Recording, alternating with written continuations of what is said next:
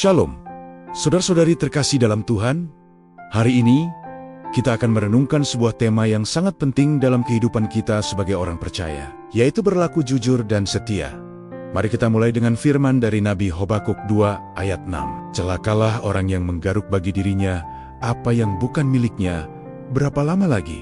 Firman ini menjadi pengingat keras bagi kita. Tuhan tidak berkenan pada orang yang mengambil apa yang bukan haknya, yang mencari keuntungan dengan cara yang tidak adil. Ada sebuah cerita tentang seorang penjaga gudang. Pemilik toko memberinya kepercayaan penuh untuk mengelola semua barang di dalamnya. Suatu hari, ia butuh sesuatu untuk dirinya sendiri dan berpikir, satu barang saja, pemiliknya tidak akan tahu.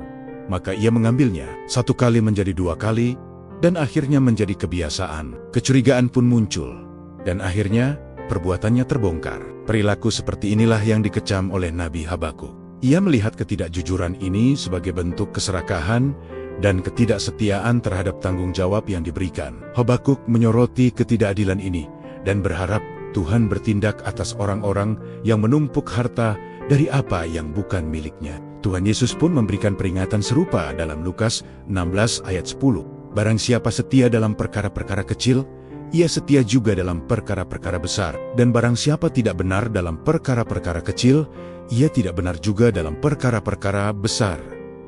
Ini adalah prinsip yang luar biasa. Kesetiaan kita diuji bukan dalam hal-hal besar yang dilihat banyak orang, tetapi justru dalam perkara-perkara kecil yang mungkin tidak ada yang tahu. Jika kita tidak bisa jujur saat tidak ada yang melihat, bagaimana kita bisa dipercaya untuk tanggung jawab yang lebih besar? Tuhan Yesus mengajarkan bahwa setiap orang akan dimintai pertanggungjawaban atas apa yang dipercayakan kepadanya. Orang yang terbukti setia dalam hal kecil layak menerima kepercayaan yang lebih besar.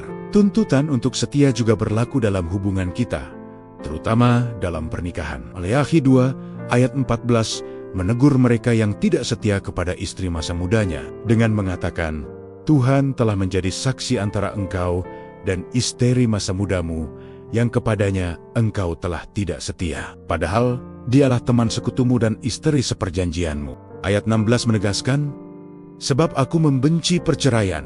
Firman Tuhan, kesetiaan dalam pernikahan adalah cerminan dari kesetiaan kita kepada Tuhan.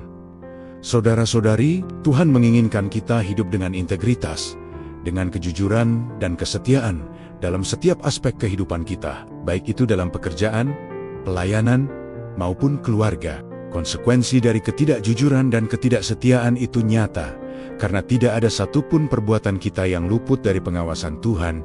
Seperti yang tertulis dalam Wahyu 22 ayat 12, sesungguhnya aku datang segera, dan aku membawa upahku untuk membalaskan kepada setiap orang menurut perbuatannya. Tuhan Yesus sendiri yang menjamin bahwa Ia akan datang dan memberikan balasan yang adil. Oleh karena itu, marilah kita hidup dengan kesadaran penuh akan hal ini. Jangan biarkan keserakahan menguasai hati kita. Pilihlah untuk hidup dalam kejujuran dan kesetiaan, dimulai dari hal-hal yang paling kecil. Ingatlah janjinya dalam Wahyu 22 ayat 14, berbahagialah mereka yang membasuh jubahnya. Mereka akan memperoleh hak atas pohon-pohon kehidupan dan masuk melalui pintu-pintu gerbang ke dalam kota itu. Mari kita tutup dengan doa. Ya Tuhan, Bapa kami yang penuh kasih, kami bersyukur untuk firman-Mu hari ini yang mengingatkan kami untuk hidup dalam kesetiaan dan kejujuran. Ampuni kami jika kami seringkali gagal dalam perkara-perkara kecil. Bimbinglah kami dengan Roh-Mu yang kudus, agar setiap tindakan, perkataan, dan pikiran kami selalu berlandaskan integritas yang memuliakan nama-Mu. Tolong kami untuk menjadi pribadi yang dapat Engkau percaya. Dalam nama Tuhan Yesus Kristus, kami berdoa. Amin. Terima kasih telah bergabung dalam renungan hari ini. Jangan lupa untuk subscribe agar tidak ketinggalan renungan-renungan berikutnya. Tuhan Yesus memberkati.